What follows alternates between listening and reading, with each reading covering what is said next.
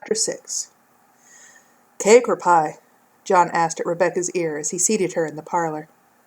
"Whichever looks better to you. Just a small bit, though." John returned after a moment with a saucer of cake and a fork in one hand and a glass of lemonade in the other. "Get yourself some now," she said as he sat down beside her. "I'll wait until the line shortens a little. Annalee's nearly swamped up there cutting the cake, even with Rachel helping her with the lemonade. Mrs. Dow just offered to do it, but Annalee wouldn't hear of her working on her holiday." "Everything'll be gone if you wait." "I'm fine." Rebecca cleared her throat, then shook her head and smiled as John stiffened beside her at the sound. "Are you too warm?" he asked. "Do you want to go outside for air?" Rebecca hesitated. "To the gazebo, if we can manage it." "In your new dress? Through the mud?" "Yes." She smiled wider. "Through the mud." John held on to Rebecca's hand as he led her away from the kitchen door and pointed out patches of grass for her to step on to avoid sinking in the mud until they reached the relative safety of the lawn. 300 yards back from the house, the gazebo seemed to emerge from out of the earth. Roses covered the latticework and ran up the post to the roof, making the whole construction look alive. A large puddle separated them from the entrance to the gazebo. John let go of his wife's hand and jumped onto the floor. "Come on, I'll help you." Rebecca hiked up her skirts and leaped, but she underestimated the distance and dropped her skirts into the puddle as she grabbed onto John for balance. He sat down in the seat hard on his thigh, but held onto Rebecca's hand. "Are you all right?" she asked. John looked up at her and laughed. "I'm fine." Rebecca started laughing with him. "We're a fine pair." She looked down to the muddy hem of her dress. "Oh, dear," she giggled.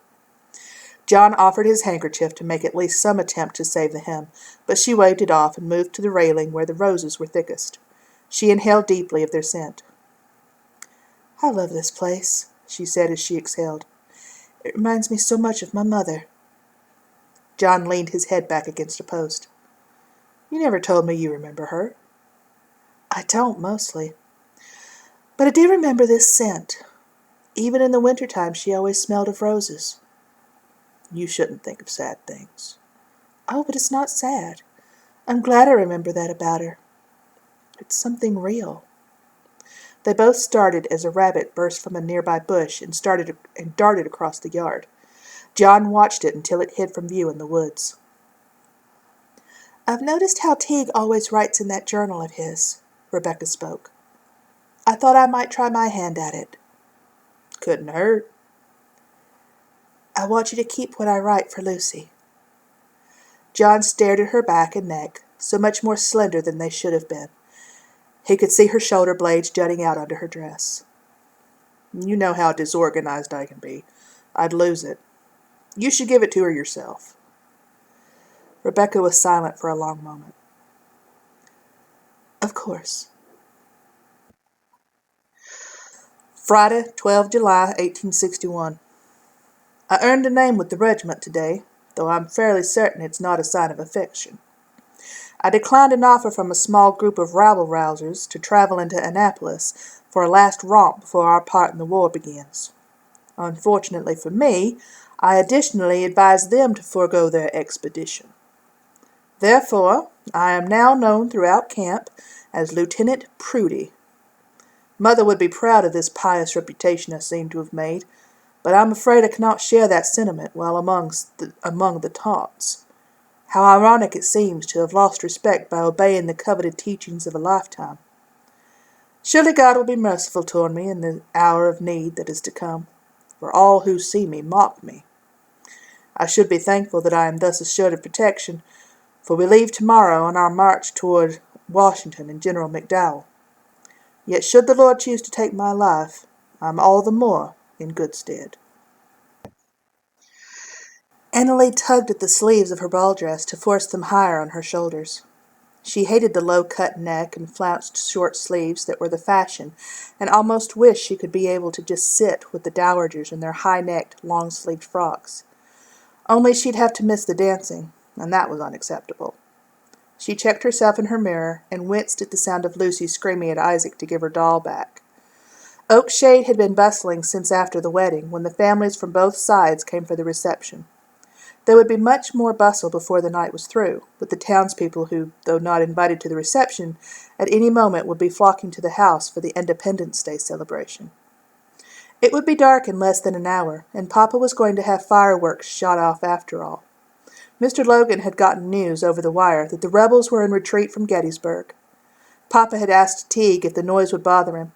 She could tell Teague hated the question, but he told Papa not to worry.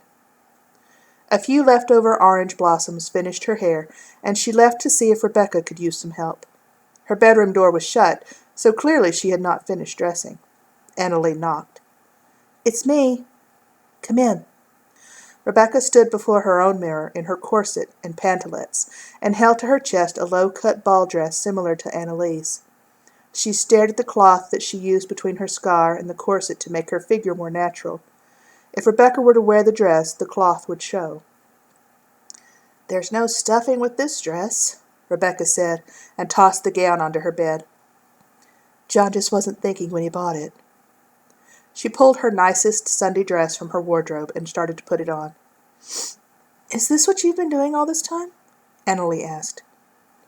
"Mostly thinking of Coretta, envying her this day. I hope she appreciates everything that happens, because she'll never have it again." Annalee buttoned the back while Rebecca watched herself in the mirror. She ran her hands over her left breast and the cloth that served for the appearance of her right one to make sure they looked even.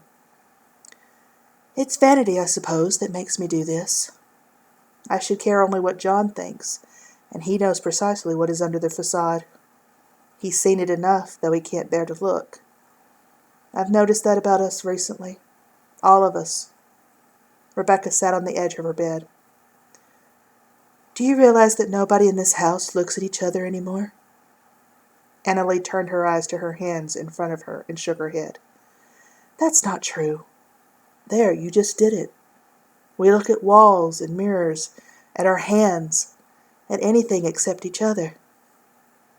Well, I, for one, intend to stop that habit. I want to look at all of you as much as I can. And I'm going to say exactly what I please. And I'm going to face everything as it comes, not turn from it and hope it'll go away. I just want John to as well." She smoothed a wrinkle in the dress where the cloth had scrunched up. "I tried to get him to touch it once. I forced his hand over the scar. It was all he could do not to recoil." She smiled at Annalee. "Oh, he'll still kiss me, but that's all. I suppose he's afraid he'll hurt me if he does anything more.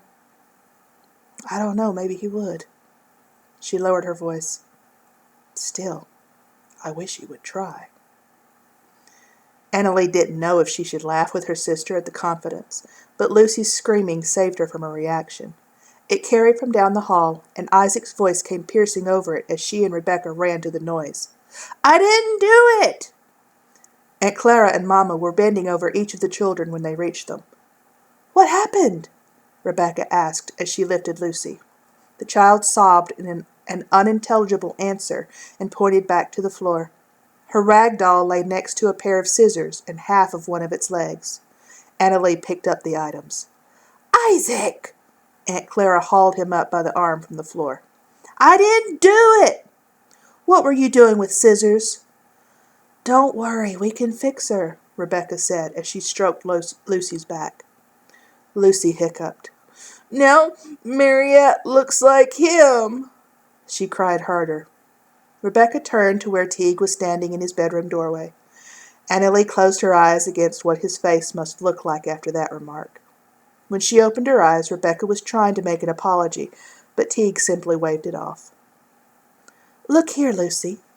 Annalee held the doll for her to see. "I can sew her up good as new." Lucy sniffed.